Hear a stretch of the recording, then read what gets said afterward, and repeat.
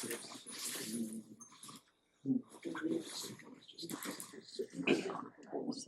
freedom to just walk and do it.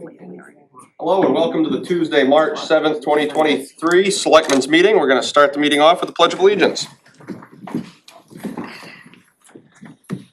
I pledge allegiance to the flag of the United States of America and to the republic for which it stands, one nation, under God, indivisible, with liberty and justice for all. Thank you.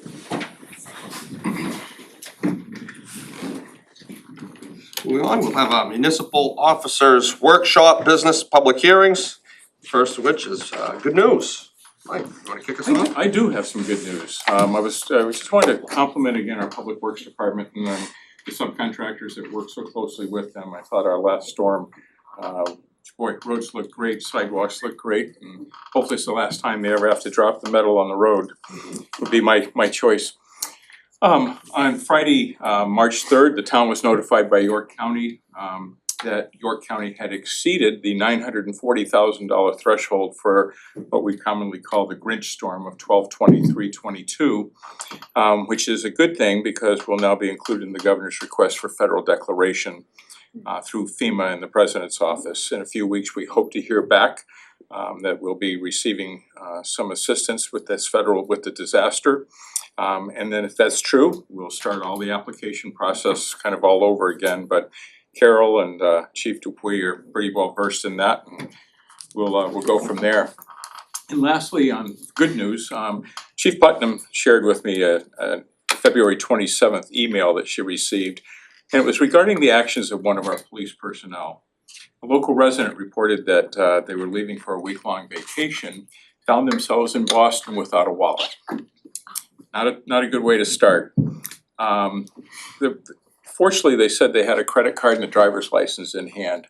And it was not long before they received a call from a Wells police officer informing the person that their wallet had been found at the Wells IGA.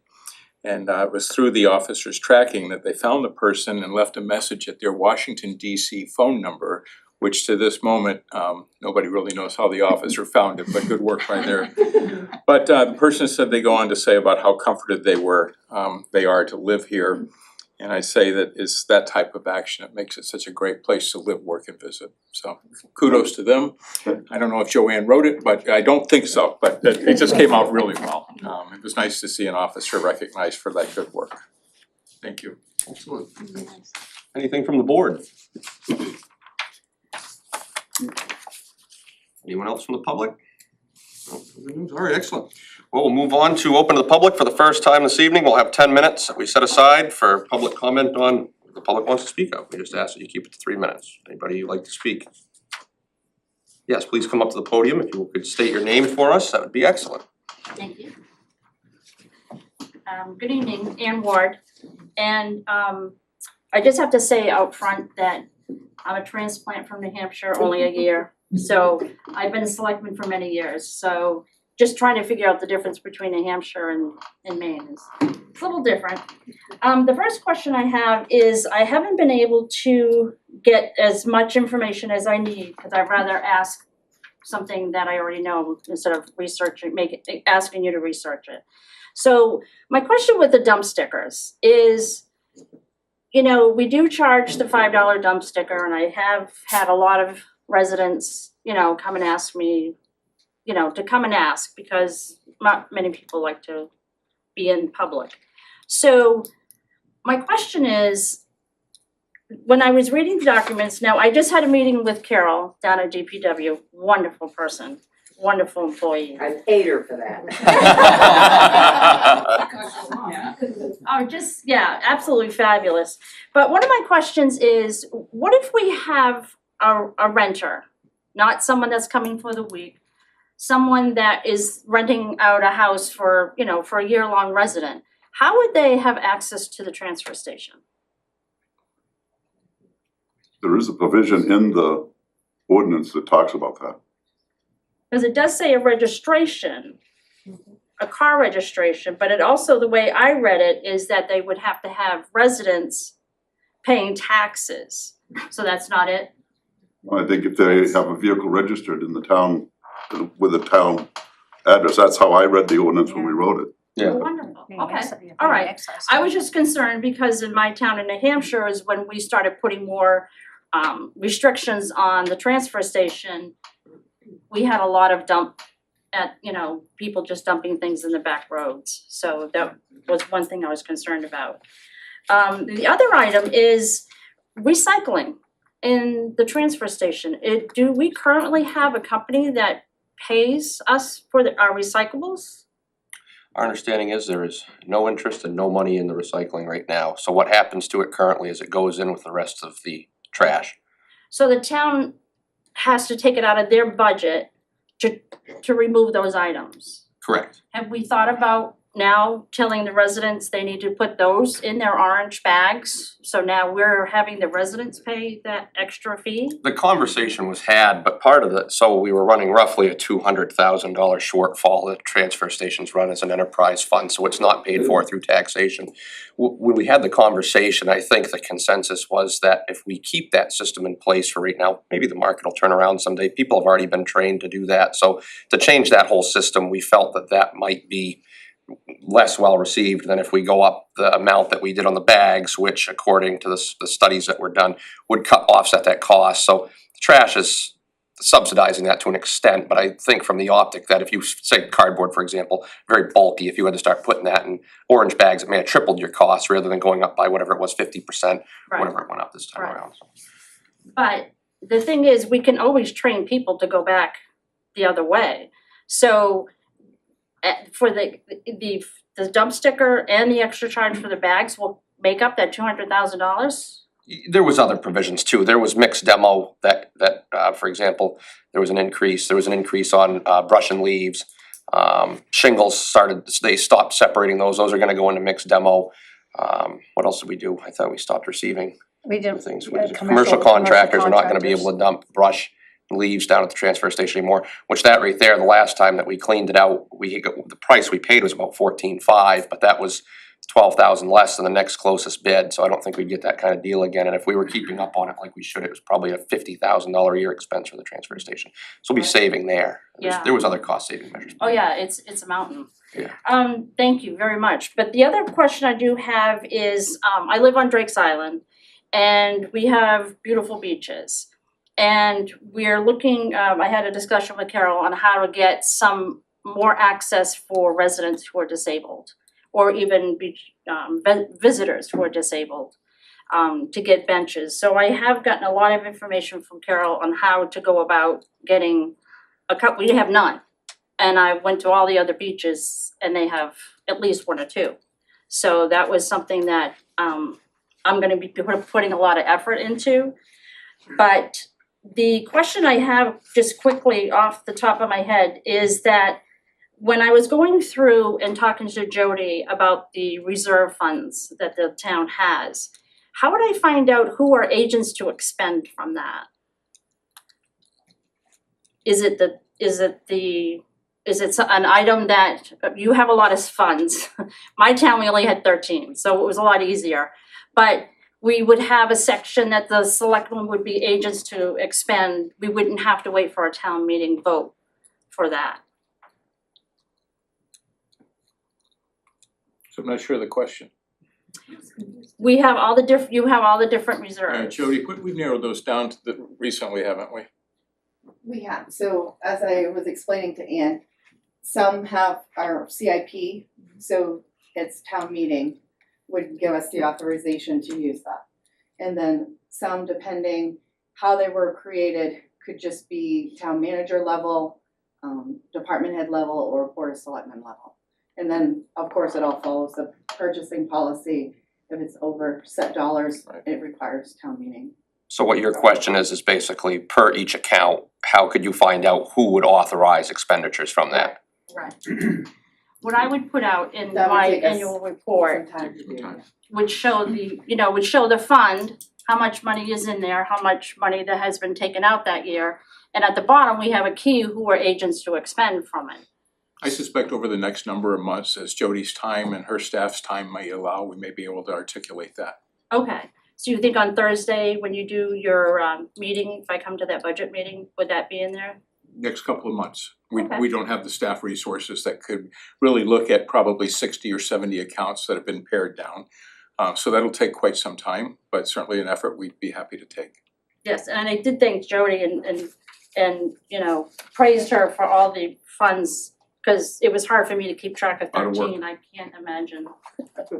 But thank you very much, I appreciate your help. Absolutely, well, thanks for coming out. Thank you. Appreciate the interaction. Anybody else like to speak at this time? Seeing none, we'll move on to current agenda items, first of which is review and action on accounts payable and payroll warrants. Any discussion on that?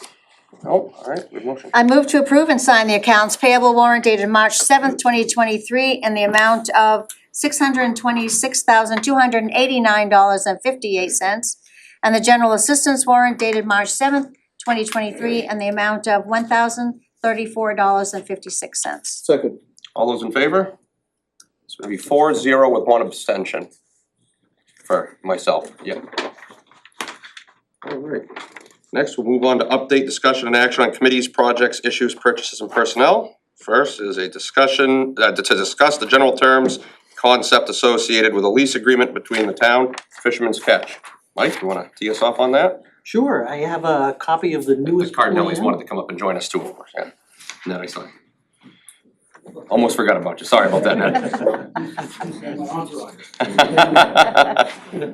Sorry about that, Mike. Oh, no, it's fine. Yeah, no, I have a image of the current plan up on the screen. It was revised recently to a couple of comments I had on it and a couple of comments that the select board has had in the past. The area of swaps are nicely highlighted on the plan now. The term was easement on the plan before and changed to lease. The boundary of the swap area, depicts a 20-foot wide gap right in this area that once these are conveyed to Fisherman's Catch, this other strip would be conveyed to the town.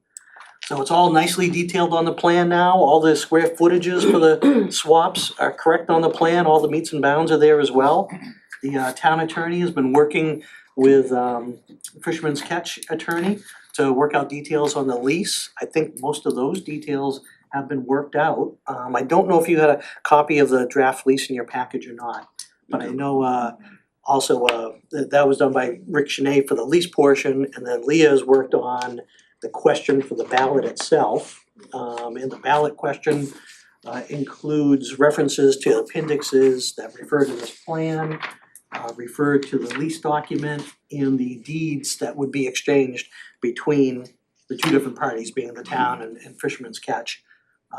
We have received the final documents for each of those appendix items now. So we have got all the information to potentially put it on the ballot.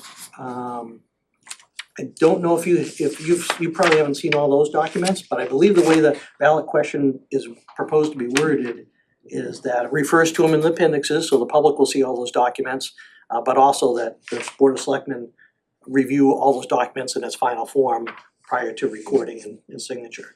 And So and just to jump off of what Mike was talking about is it's at a prior meeting, there was some question as to whether it was going to be an easement or a lease, and as Mike indicated, instead of coming back to you and getting your determination on that, I think Cardinelli's just said, you know what, we're gonna do a lease. They were maybe reading the tea leaves a little bit about comments made at the last meeting.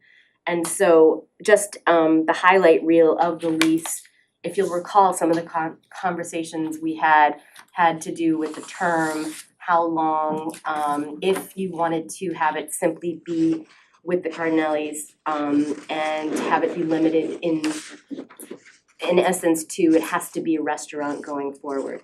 The provision of this lease actually contains an assignability provision, which basically means that if the Cardinellis decide to sell to another restaurant, this board can be assigned. However, you get essentially the right to review whoever that new person or entity is in order to just make sure that, you know, you're not gonna unreasonably refuse that right, but that you have the right to review and make sure that that entity or person is appropriate in your view. Other things to we were talking about, just to reassure the board, there is an indemnification provision, there's an additional insured provision, basically to make sure that there's money available in the unlikely event that anything goes wrong. There's a default provision, and I think that's really kind of the highlight reel of the things that I had heard that were expressed, concerns that were expressed, but of course, here to answer any questions that you may have. Oh, the other thing was that non-exclusivity piece. I know that that was something that was raised, that my understanding is speaking with Attorney Shepherd, and I think is Mr. Cardinelli, and they had represented last time around, that this is a non-exclusive right. It doesn't mean that Fisherman's Catch and its employees have the exclusive right to park there, but just that they have the ability to do so, just like any other member of the public. So I think hopefully this is consistent with the comments that we heard last time around. Yeah, looks good. That's good. And I liked the way that it was read, and then you saw the good one. I like that comparison. Let me see what happens.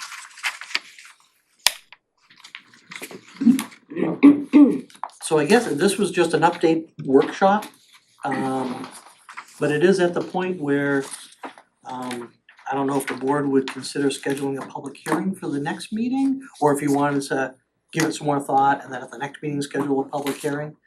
Timing is getting a little close to get to the town meeting, so it I would just do the public hearing, Yeah. schedule tonight. Anybody opposed to Yeah. that? No. Oh, we just go Ready ahead to and do go. that. Okay. I'll make a motion that we schedule a public hearing for March 21st, is it 21st? Yep. yes. March 21st at 6 p.m. at 208 Sanford Road in the Littlefield Meeting Room, and for the benefit of the lease agreement between the Cardinellis and Wells. Second. All those in favor? 5-0. Great. Mike, are we gonna be able to reproduce that map for the town warrant? It's a little Really tough to put small. in it's a little small, it gets really small when, it might be worth breaking out into 3 pages. Yeah, I think you can and should, and Yep. and whoever can do it masterfully to make sure that it, is seen. But I think that should be part of the town report. Yeah, it would be, once it's shrunk to an 8.5 by 11, it'd be difficult to read. So I would wanna break it down into probably 4 parts or 3 parts. And the lease, I think, should be part of that as well. I think traditionally you have those in the appendices as well, Can actually see. and the deeds. Anything else from the board? Good work. Go. Okay, well, thank you very much for coming out. Take care. Thank you. Mike, thank you. So, moving on, we have the FY23 second quarter financial report. Jody.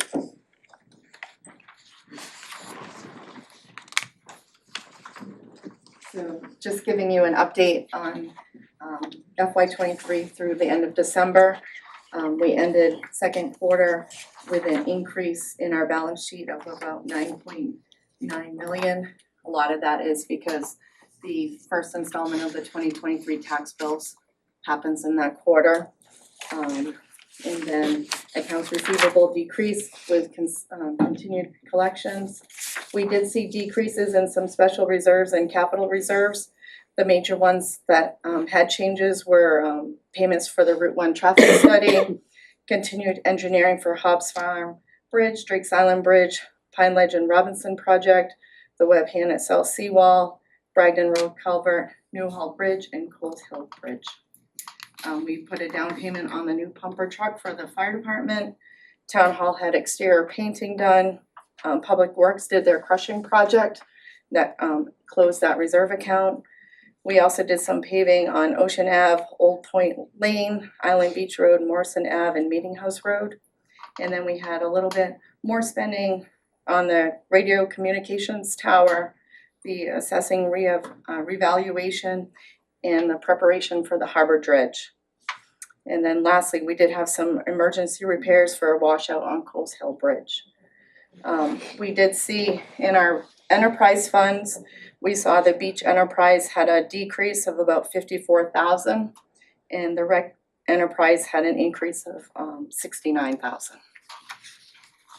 And then just hitting our total revenue collections at the end of the second quarter are at 53.9%. We hope to be at 50%, so we're just slightly above average.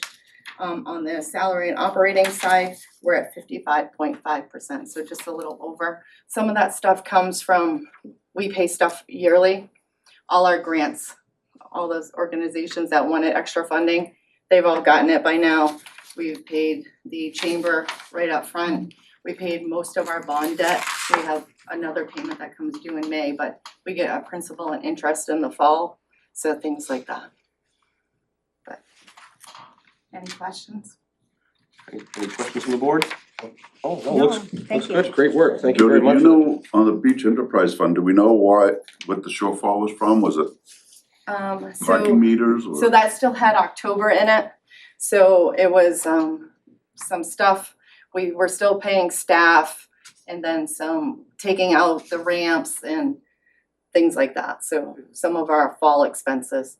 And then the last parking lot rental fee for the meters was due in October, so. Oh, porta potties is a year-round expense. Great information. Thank you. Thank you very much, appreciate all your hard work. Moving on, we have discussion and action on our request for waiver of tax foreclosures. Jody? So, we are coming up on the tax foreclosure date for the 2021 tax liens. And it actually happens next Thursday, so I have 4 properties that are either camper trailers or park models. The board has the authority to allow me to place waivers so that we don't foreclose on these units, but our tax lien still stays there. I'm recommending that we do that because if we foreclose on these, the campground owners or the park owners could come after us for lot rent. We would have to put insurance on these things and things like that. Any discussion on that? I'm good? No, it's good. Motion? Yep.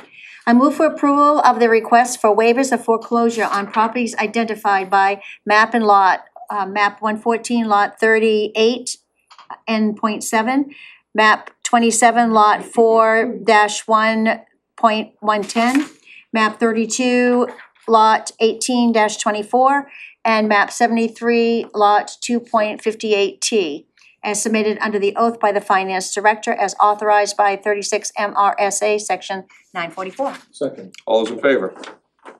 5-0. Thanks, Jody. Stay tuned. Yep, for the next one, sounds good. Well, next we have discussion and action to approve a request for tax abatements. Jody? All right, so come before you every once in a while with tax abatement request. I'm requesting that we abate $2,786.68. These are actually for camper trailers that have left town. And we've, some of them go back to the 2020 or 21 tax year. My assessor has verified they are physically not here. My staff's tried for multiple years to try and recoup this. We've sent certified letters and everything, but these taxpayers have taken their units, and so we don't have a claim to anything. Any discussion on that? Seeing none, do we have a motion? I move for approval of the tax abatement as submitted by the finance director in the amount of $2,786.68. Second. All those in favor? 5-0. Thank you. Thanks, Jody. Move on to discussion and action to schedule a public hearing on an ordinance to amend chapter 53, planning board of the code of the town of Wells to change the quorum requirements of the planning board and to eliminate references to historical planning board. Mike? Thank you. Yes, this is a proposed ordinance change that originated with the planning board. For a couple of years, I have had a couple of board members that have questioned why our quorum is 4 versus 3, because we have 5 regular members and 2 alternates. And typically, Robert's rules, and as you know, being a board of 5 people, a quorum is usually 3, not 4. But for some reason, our ordinance, and I don't know the history on it, but under chapter 53, it calls specifically for the planning board to have that their quorum is 4 versus 3. In the past, we have had occasion during the winter specifically where we've gotten a little tight on a quorum. And we've had a couple of situations where we've advertised for a public hearing and expended those funds in advertising and certified mails to hold a public hearing, and we've been really close on having a quorum. Luckily, it hasn't happened where we've, expended those funds and not have to have a meeting. But it would make things potentially easier if we had a quorum of 3 versus 4. So that's what the planning board proposed. It already went through the planning board process as far as having a workshop, having a public hearing, and now the next step is to bring it to you, the Board of Selectmen, and get your opinion on it. And if you're in favor, the planning board would ask to schedule a public hearing and put it forward for the town ballot. Any questions from the board or comments on that? Looks like pretty straightforward stuff. Yeah, I'm surprised that we would have had it 4, that's kind of odd, because that would have been even number to begin with if you had a vote. But it was never 7, the planning board was never 7 members? Not that I've seen. I do wonder if it's because we did have a separate site review board Oh, yeah, and a that's separate true. planning board, and when they merged, there might have been a period of time where the board number was greater. Yeah. I couldn't find proof of that, but I know about the time period when that happened, and that was my only thought or theory on why it was 4 versus 3. Right, and it just never got corrected. No, I think it's a good idea. Are we ready for the motion? Yeah, I think so. Okay. I move to schedule a public hearing on March 21st, 2023 at 6 p.m. 208 Sanford Road in the Littlefield Meeting Room on an ordinance to amend Chapter 53, Planning Board, to change the quorum requirements of the Planning Board and to eliminate references to Historical Planning Board. Second. All those in favor? 5-0. Move on to discussion and action to schedule a public hearing on a retroactive ordinance to amend Chapter 145 Land Use of the Code of the Town of Wells to update the definition of a registered medical marijuana dispensary, restrict the number and location of registered medical marijuana dispensaries, and change the performance standards requirements for a registered medical marijuana dispensary. Mike? Thank you. Yes, this is a ordinance change proposal that originated with the Board of Selectmen once it was brought forward information to you that the state had relaxed its restrictions on registered marijuana dispensaries, and that as opposed to allowing just 1 per county, per medical county, that the restriction would be lifted and that there would be no restriction on the number of facilities that can be licensed throughout any town, in the state.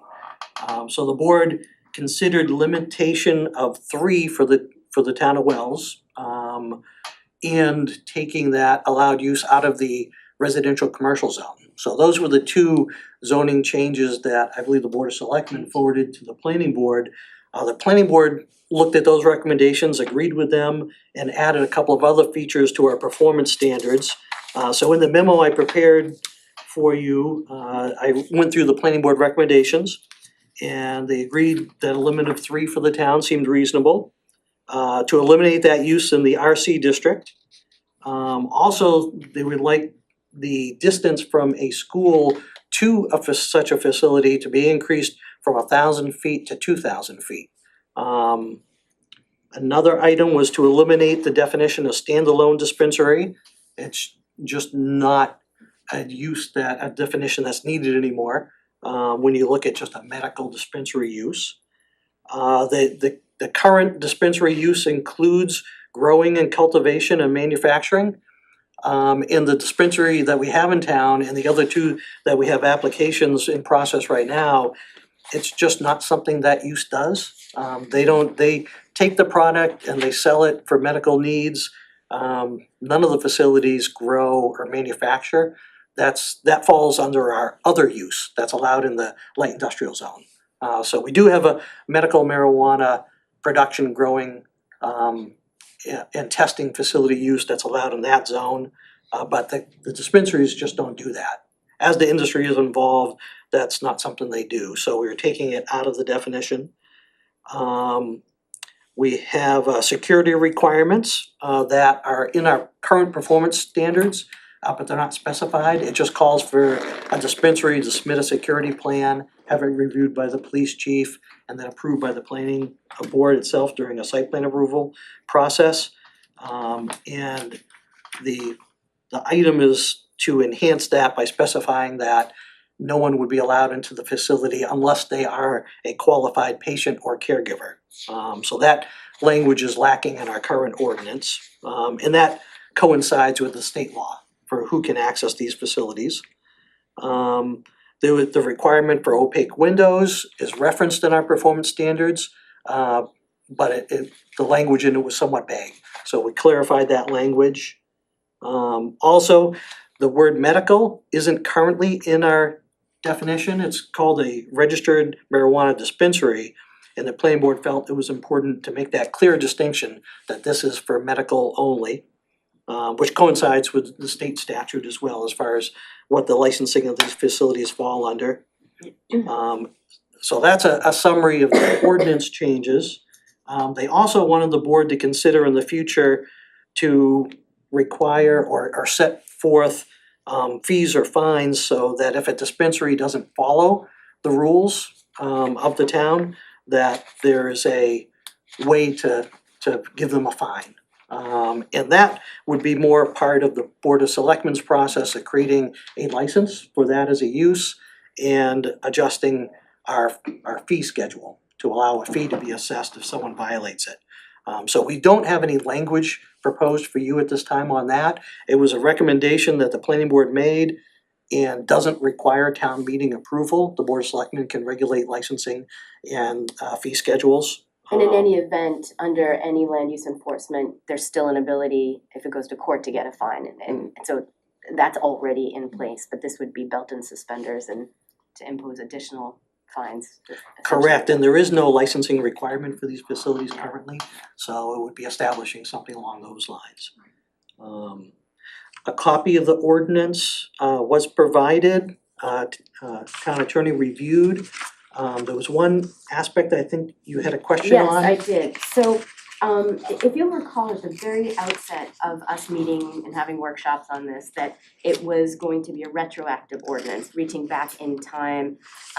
If you recall, and originally the thought was to have one, but because there were two others pending, that you decided three would be the appropriate number.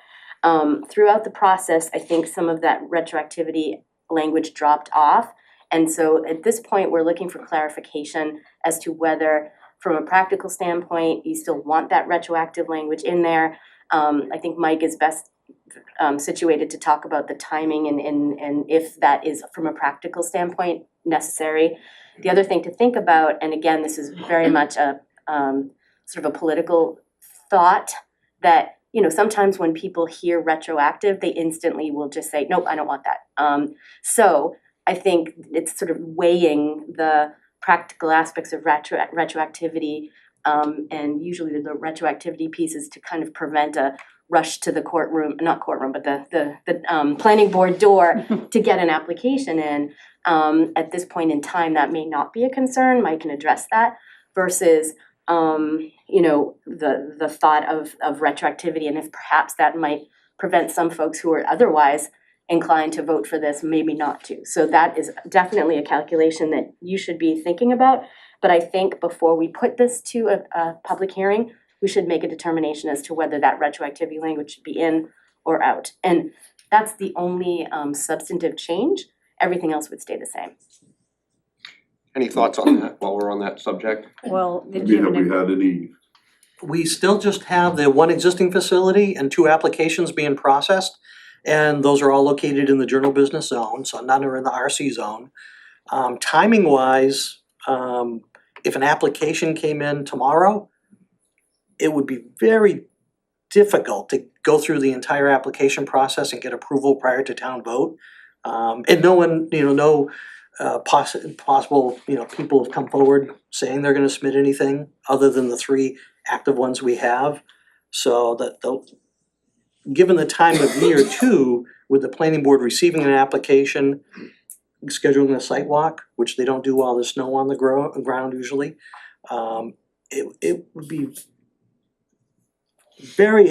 I don't wanna say impossible for someone to get approval prior to town meeting, but I don't see where that's very likely.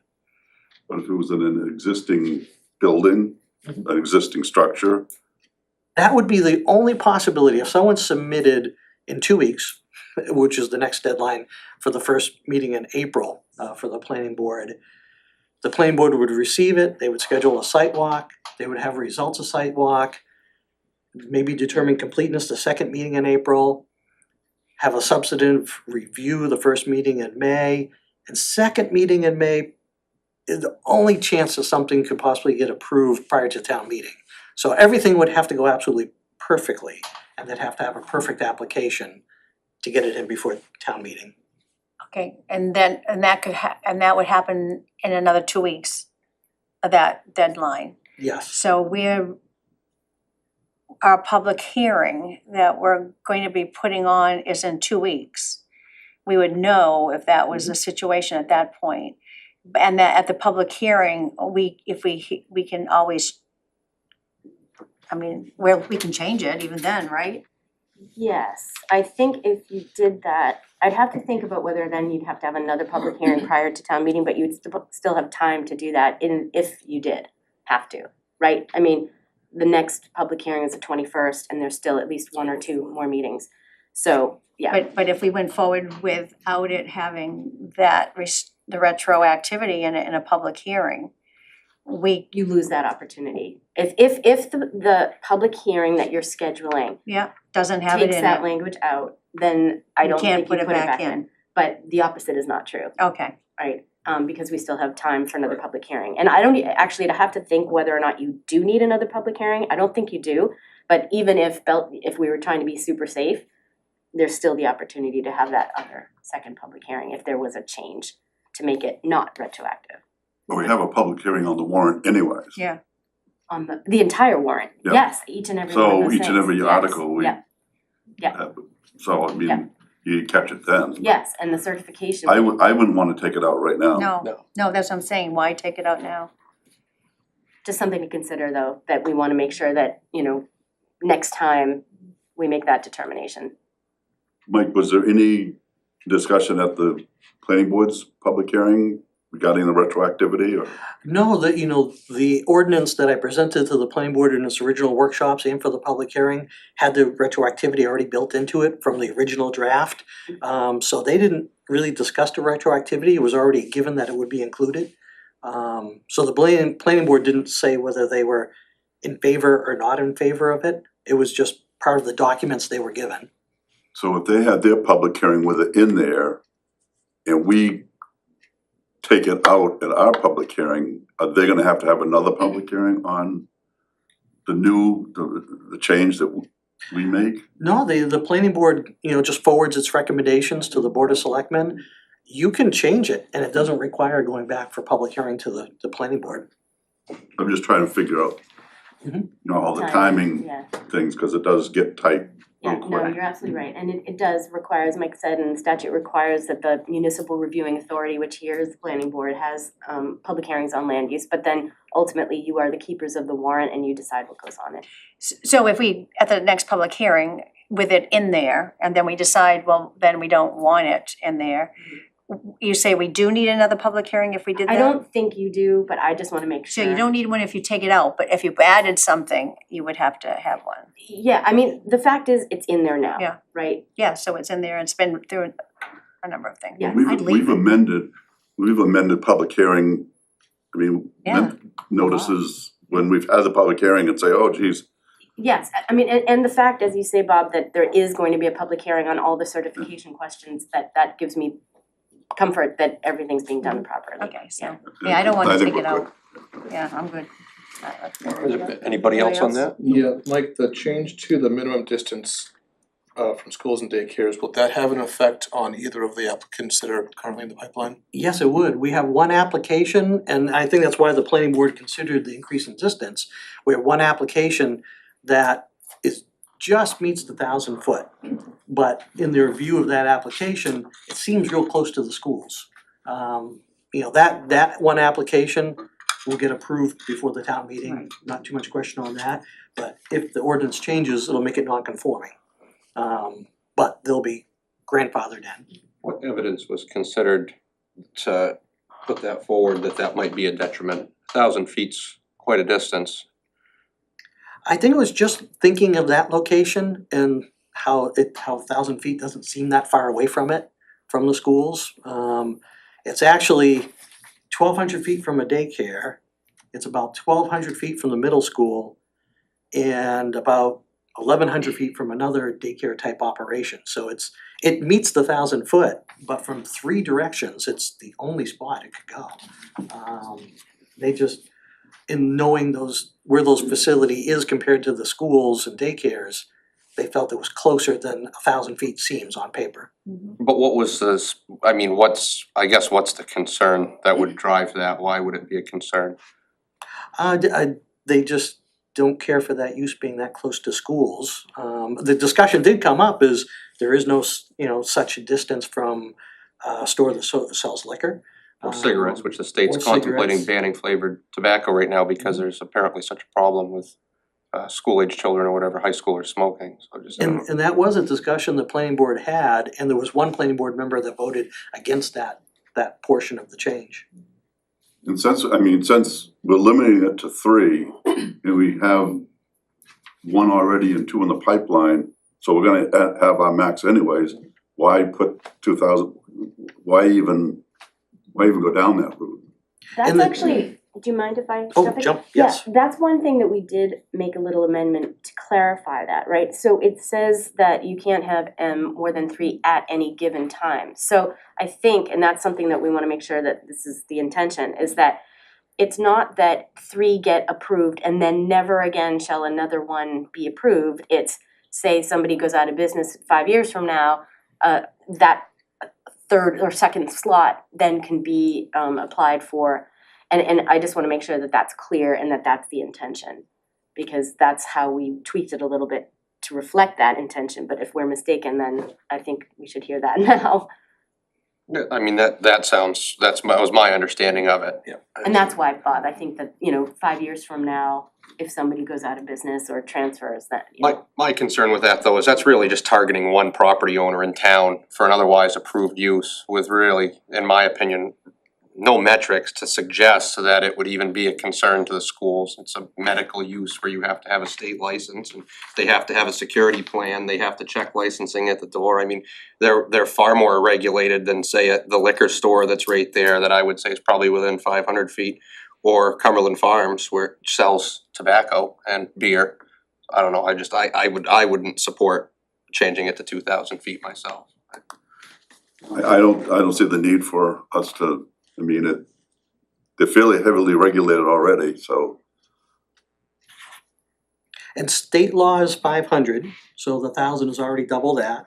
The 3 applications we have, well, the one existing and the 2 applications we have are sort of well distributed on Route 1 right now. One's in Moody, Curaleaf, the existing is by the Wells Plaza, and of course the new location is, the other new location is where I said about 1,200 feet from the schools. Now, if there was a concern about the schools, genuine concern about the schools, couldn't we put in the licensing that if you were found to be in violation within 2,000 feet or whatever of a school, that the fines are doubled or something? Couldn't you do that? And just like speeding or anything else? Or would that not be legal? I'd have to think about that one. Oh, just a question. Yeah. I don't have any problem with the 2,000 feet, but that's me. I think 1,000 feet is fine, that you cannot get into these facilities without a license and an ID, and you have to be of age. I don't see the reason.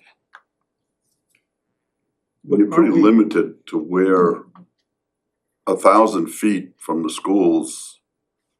There's really only one building that's on that borderline, but nobody could go into where the shopping plaza where IGA is. That's certainly within 1,000 feet. How far does that go down on the other end of Route 1 of the 1,000 feet? It must be up to Dunkin' Donuts just about, isn't it? Before that even. Is it? And it applies to schools and daycares too, so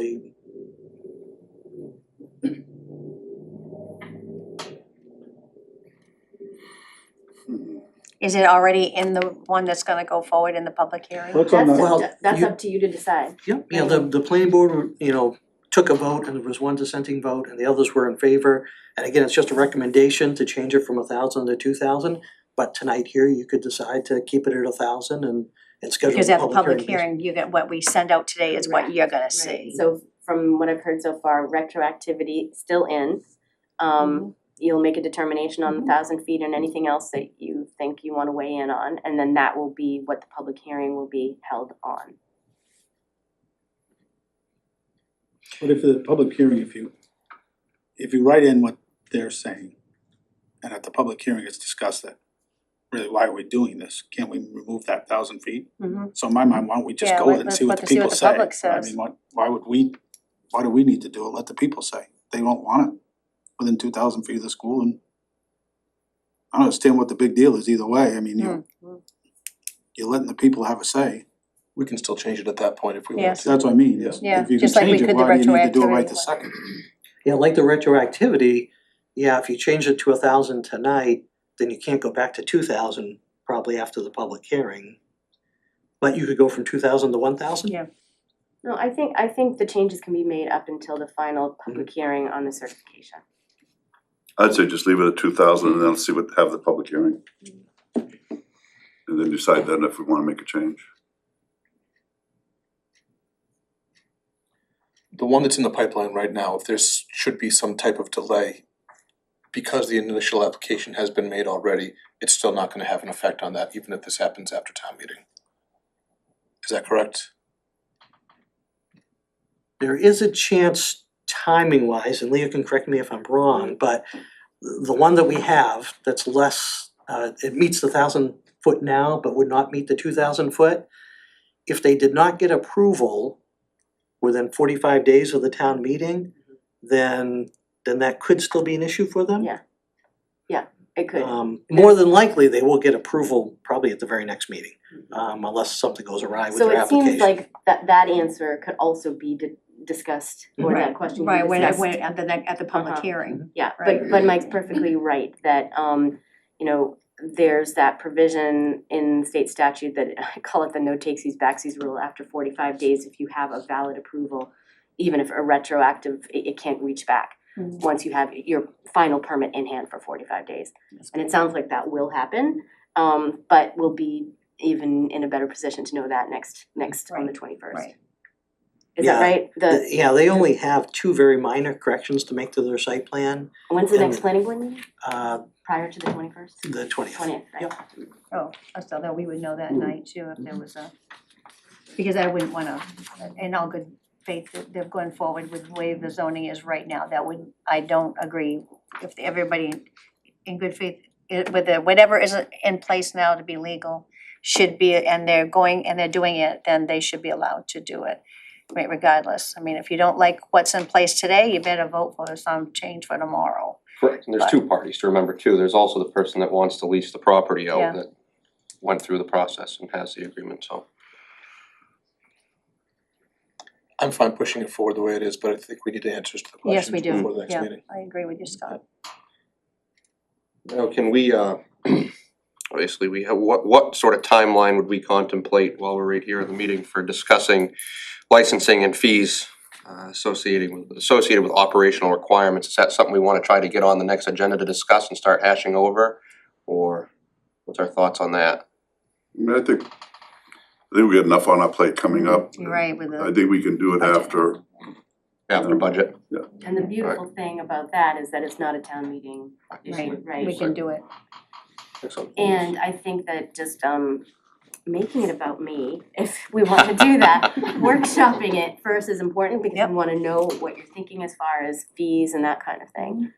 Well, it'd be good to have time to get together, maybe some examples of what other municipalities have done. And it's all over the place, yeah. Interesting to see that. So maybe we'll put a pin in that one for after the budget. Right. Yeah. Yeah, I'm I sure think we'll be once just, we get the warrant all yeah. wrapped up and done, Right. then we'll have time to. Agree. and a lot of this, like you say, they're all over the place everywhere. Very much So we're just gonna have to Yeah. make up our own decision what Yes, we want, and there's a really. lot of active litigation going on around those things that Oh. I'd wanna apprise you of as well. That's right, oh, so- good, good. Yeah. It'd be nice to know. Yeah. It would be nice to know. Excellent. Well, is there any other discussion on that topic? Do we have a motion? I move to schedule a public hearing on March 21st, 2023 at 6 PM, 208 Sanford Road in the Littlefield Meeting Room on a retroactive ordinance to amend Chapter 145 Land Use of the Code of the Town of Wells to update the definition of a registered medical marijuana dispensary, restrict the number and location of registered medical marijuana dispensaries, and change the performance standards requirements for a registered medical marijuana dispensary. Second. All those in favor? 5-0. Great. Well, thanks, Mike. I assume that's it for you. Yes. Hopefully you have time to make it to the gym. I do, I think I have time. Good. Good, go for it. Thanks, Mike. Mike, did you want me to stay for the first executive session? If you have, if Happy you're okay to. with that? Yeah, I absolutely. think that'd be Just wanna great. make sure I get it. We won't take long, I don't believe. Oh, now we have a discussion and action on the purchase of 2 vehicles for the police department. Chief, you wanna, or you want Mike to? Chief, come on, have a seat, you can back Yeah, up come on on up. this. I think, I'd be glad to see you right in that front seat. the memo that's in your packet, I think pretty much tees it up for you. Yeah, that was. The bid process, as we used to know it for municipal vehicles, is no longer. We just simply cannot go out to bid. The dealerships are saying there's no bid process that they can participate in. Through prior life, and then Chief Putnam's aware as well, there's a municipal or governed HQ has police vehicles. They have an assortment of vehicles, which you'll hear in a minute on another one that we're proposing. They have these vehicles in stock. Chief's talked to them. Can you take it away? They, we spoke to our local dealers that the last 2 that have won the bids for our cruisers. And their advice to us, find them if you can get them, cause you can't get them. And so you gotta find them on the lot. Ford opened up back in September, a window, it's usually open like 2 weeks to a month. It was open one day and they closed it, cause they got so many orders. MHQ, who's another wholesaler that, like McGovern, and I think they're Marlboro, Mass down that way. They ordered 800, they got 200. And they had all 800 sold.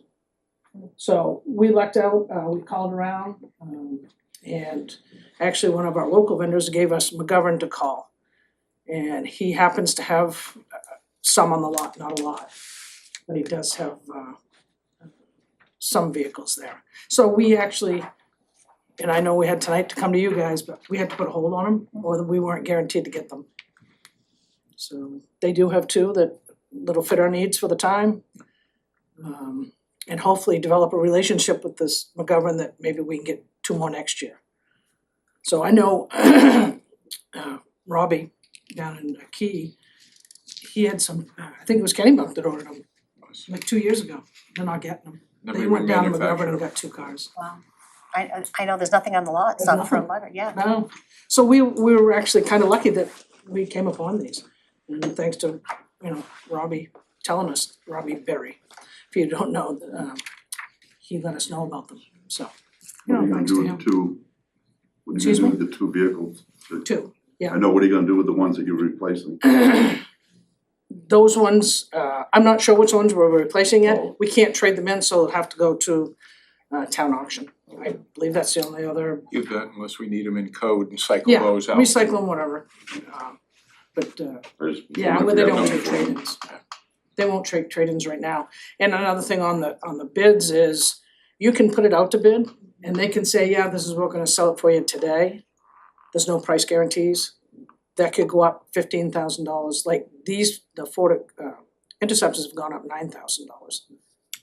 So, it's a, Now, if you put something to hold them, that you're gonna get the price that you, excuse me? if you put a hold on it, you get the price that you put the hold on for? Yes, Oh. I have he said he would save them till tomorrow. Yeah. Because we said we would come to see you guys tonight.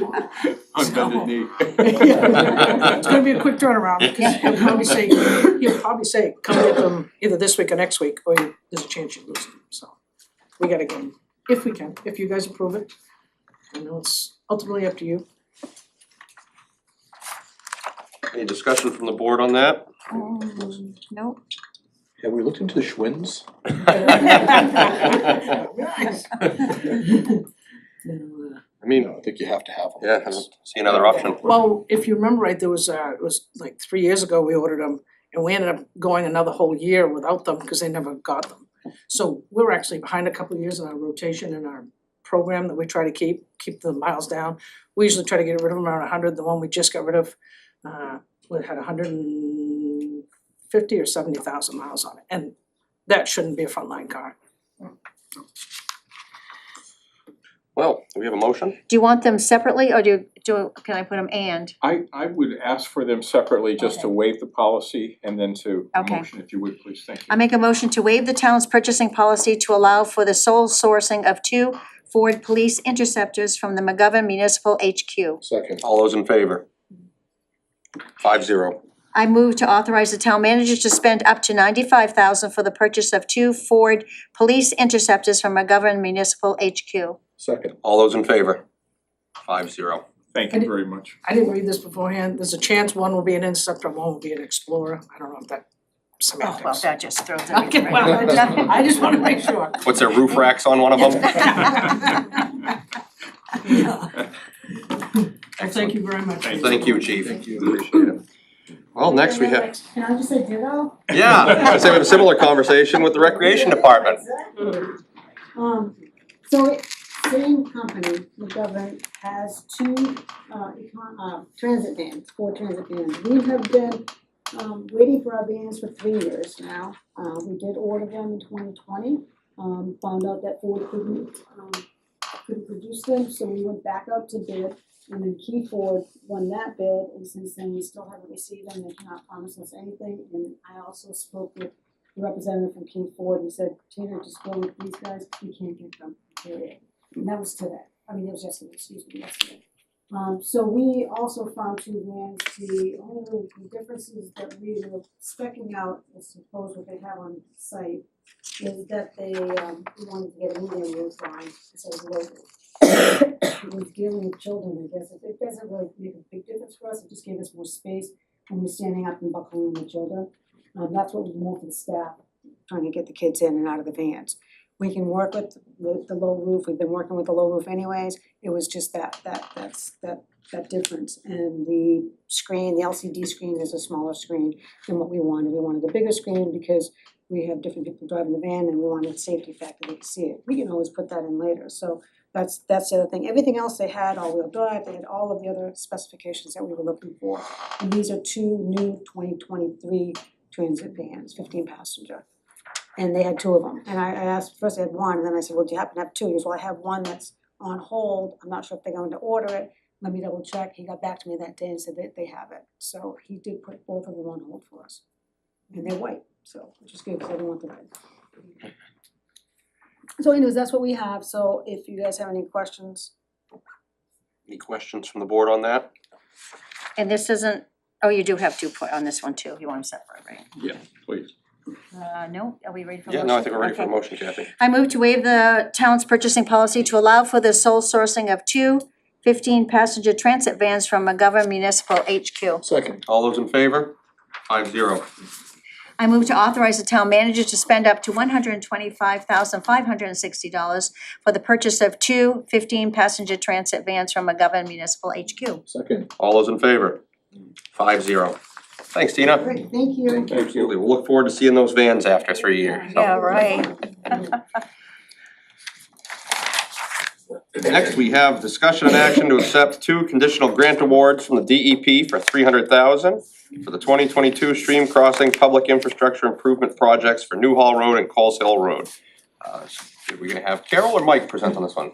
Carol can give us some Carol? background, she Let's has come right on up to the hot seat. successfully pursued these.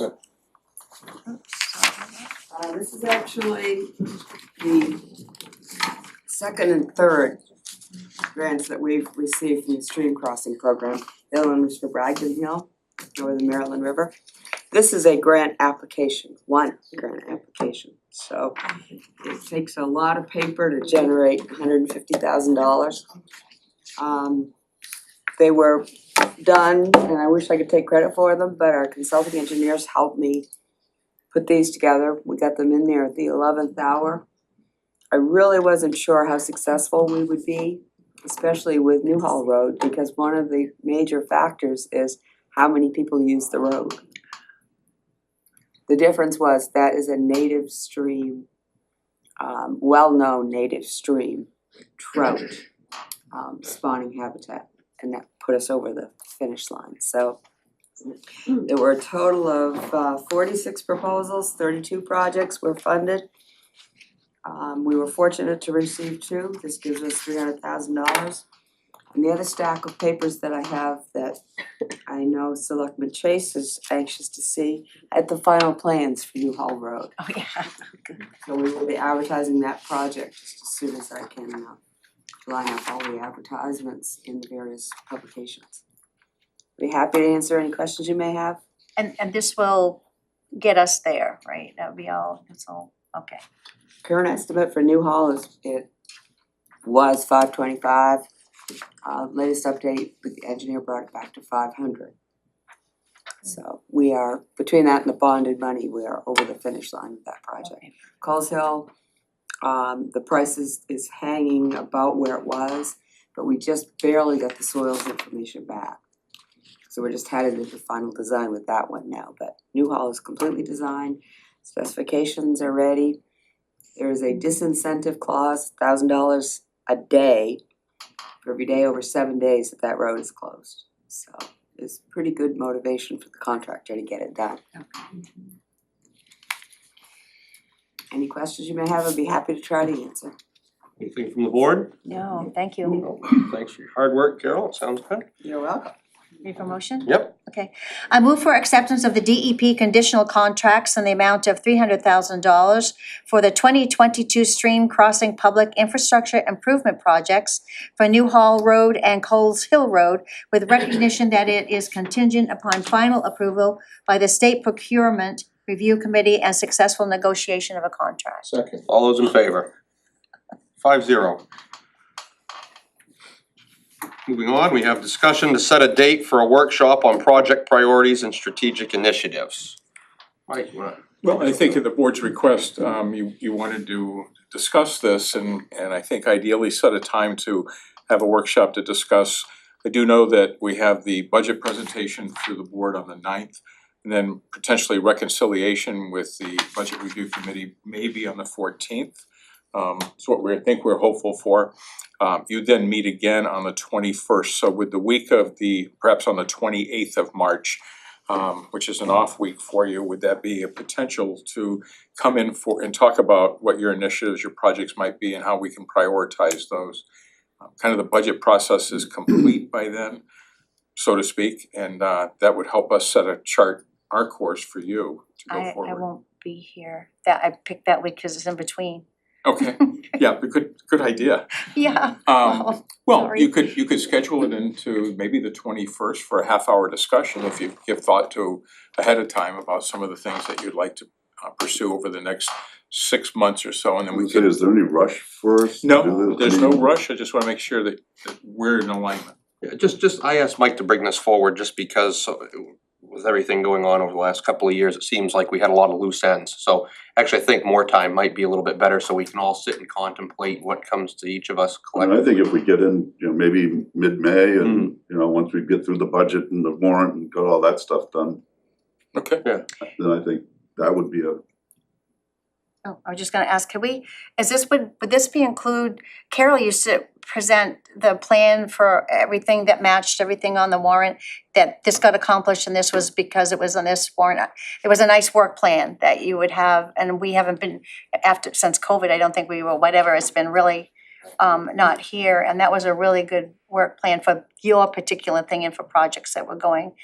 Would that be brought back too? Absolutely, Oh, I- okay. I'm not familiar with that, but I think that helps to show where we've come from Right. and then talk about where we wanna go. Right, because people will say, oh, do we put that in the warrant, or where was it? And then she had it was a really nice report that put it together. This is what you voted, what the people voted on, now that's done, this is done, so. Super, and that's the sort of stuff I think would be great to bring forward, especially for Mike, so it'll help him get caught up to speed I bet too. you would like that report too. It would be very helpful, and also then we can all look as a Yeah. team and say, Yeah, where we come and where do we wanna go Right. and how do we wanna get Right. there? That'll be very helpful.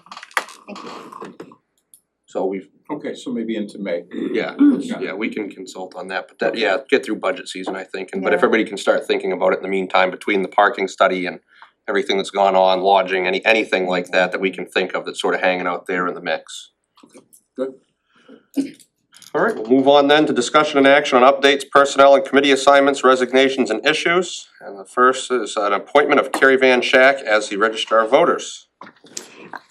Ready? Okay, I move to appoint Carrie Van Schack as Register of Voters with term to expire December 31st, 2024. Second. All those in favor? 5-0.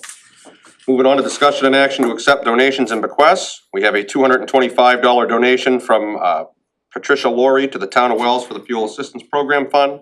We have a $100 donation from Trailblazers to the Town of Wells for the Fuel Assistance Program Fund. We have a $200 donation from the Danner Wilson family to the Town of Wells for the Fuel Assistance Program Fund. And we have a $25 donation from Sarah Windle to the Town of Wells for the Fuel Assistance Program Fund. I move to accept the generous donations and write a letter of thanks to the donors. Second. All those in favor? 5-0. Next, we have discussion and action on approving the minutes of February 21st, 2023 Selectmen meeting. Look good? Good. Yeah. Let's have a motion. I move for approval of the February 21st, 2023 Selectmen meeting minutes. All those in favor? We have a 4-0-1. Next up, new business. Second time this evening, we'll be open to the public for 10 minutes. Anybody that would like to speak, we have to come to the podium, state your name. Would anybody like to speak? See it none? John, I just wanna make sure, are you gonna mention Friday's events at the school? No, you could though, that'd be awesome. I knew you were gonna I mention it. Wanna come on up to the podium and tell us about? Real quick, they had Gotcha. a day reading over at the elementary school. And I had 3 officers, I mean, there were a couple of firefighters that went over, and many other, I think, retired teachers and some other, I believe Me too. and just so it's great for the police officers to go over, it's great for the kids, and I see it as a win-win for everybody. Yeah. And I know town manager took part, I was out of town, so I couldn't go, but I know Cap Shavit, who went, Adam Shaw went, and Kyle Roy. Actually, Kyle Roy, he's one of my corporals, actually got the author of the book that he read to go. Oh, So wow. that was great. Wow, that would be So great. it's a great opportunity for everybody, and we posted some pictures today of the officers, yeah. and I've done it in the past and it's a blast. Yeah. it is, it's a great time for everybody. I'd love to double down on that. I got to read to a group of first graders and I said to them, in all honesty, this is the best part of my entire day. And it was. They were just super. Yeah. From the time you're walking in down the hall and they're waving at you coming in and all. Yeah. So a really great time, and as the chief said, some really nice photos of all the participants. So a great day. Oh, that's good. Thank you for doing it. Yeah, fun, very fun. Bob, I think you might have eliminated your photos. Yeah. I just demand I get the big cat in the Well, I was over at the Next fifth, time. I was at the 5th grade, so, with the Rotary Club. Oh, yeah. Good time. Well, thank you for that. Do we have anything online? Alright, well then we'll move on to the town manager's report. Mike? Yeah, I'd like to share with you, you've heard Chief Putnam and myself talk about the need for services to help those in mental health crisis. We anticipate some positive news coming out very soon with regard to some assistance that we may have within our police department with a police social worker who may be able to assist us just a couple of days a month. That's still in discussion, but the really nice thing is that under the congressionally directed spending portal has been opened in the state of Maine, and we're applying for $300,000 to fund a police social worker for a 3-year period. And so right now, there's just a letter of intent that's gone in.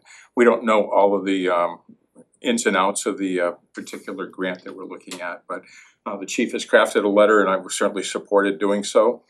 So that's going forward, but we recognize the real need in not only our community, obviously, but across the entire nation. We're seeing so many needs.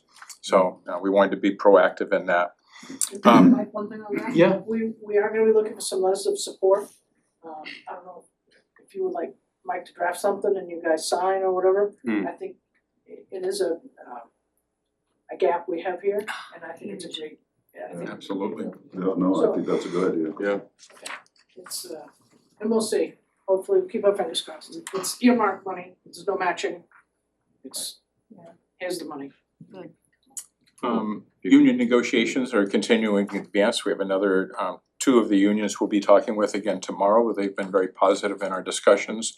Budget discussions advancing, as you know, March 9th at 4 p.m.